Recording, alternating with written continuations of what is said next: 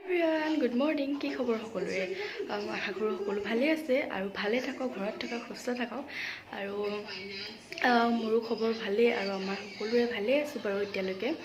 আৰু এতিয়া প্ৰায় 9টা বাজিব হ'ল আৰু ভাবিলোঁ ভিডিঅ'টো এতিয়াৰ পৰা ষ্টাৰ্ট কৰি দিওঁ।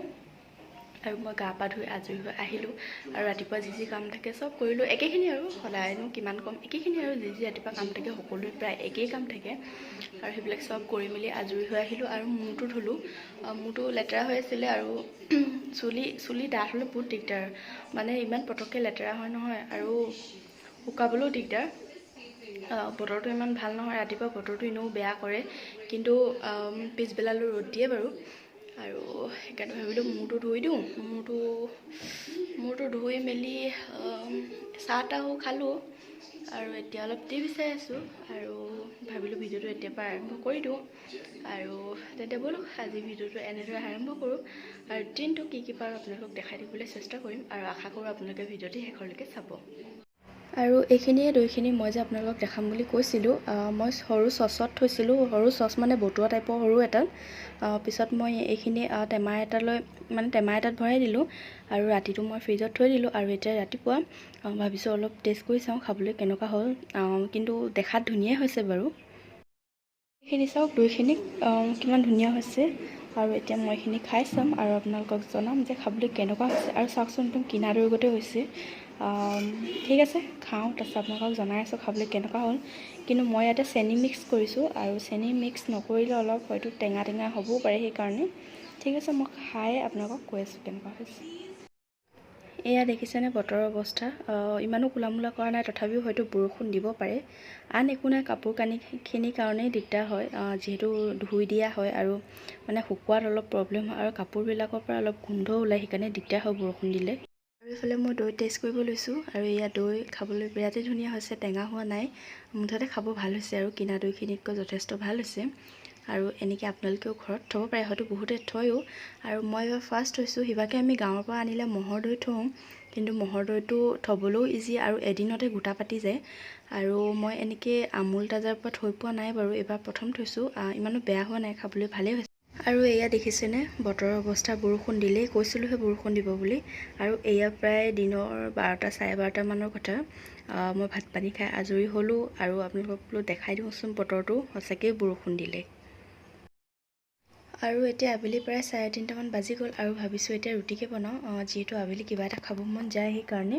আৰু মই শুই উঠি ভাত খাই উঠি শুলোঁ, তেতিয়া ভিডিঅ' কৰিব নহ'ল আৰু। আৰু ইফালে এতিয়া চব্জি বনাম। মই তেলত জিৰা আৰু জলকীয়া দিলোঁ আৰু এতিয়া আলুখিনি অলপ সময় ভাজি ল'ম আৰু তাৰ লগতে দিম চয়াবিন আৰু বিলাহী, যিহেতু জোল বনাম সেইকাৰণে। আৰু এতিয়া এইখিনি আলুখিনি অলপ সময় ভাজি ল'ম, তাৰপিছত বাকীখিনি লাহে লাহে দি থাকিম আৰু যিহেতু ৰুটিৰ লগত চব্জি এখন হ'লেহে খাই ভাল লাগে। আৰু এইফালে ইয়াতে প্ৰয়োজন অনুসৰি মছলাবিলাক দি লওঁ। এইফালে হালধি, এইফালে জলকীয়া গুড়ি, নিমখ আৰু এইফালে জিৰা আৰু ধনিয়া গুড়ি। আৰু এতিয়া চব্জিখিনি অলপ সময় ভজাৰ পিছত মই ইয়াতে চয়াবিনখিনি দি লৈছোঁ।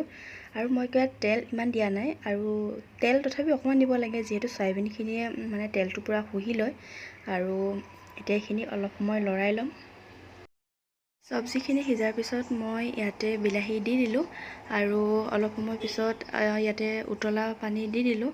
আৰু এইখিনি এতিয়া মই উতলিব দিম আৰু এতিয়া মই ৰুটিখিনি বনাই ল'ম। আৰু মই এইফালে ৰুটি বেলি থৈ দিছোঁ আৰু এইফালে মই পাৰঠা বনাই আছোঁ। আৰু আমাৰ এটা প্ৰব্লেম হয়, যিহেতু আমি পাৰঠা বনালে প্ৰায় কিনাৰৰ ছাইডকেইটা নিসিজে, সেইকাৰণে ভাবিলোঁ আপোনালোকক আজি দেখাওঁচোন মই পাৰঠা বনালে কিনাৰৰ ছাইডকেইটা কেনেকৈ সিজাওঁ।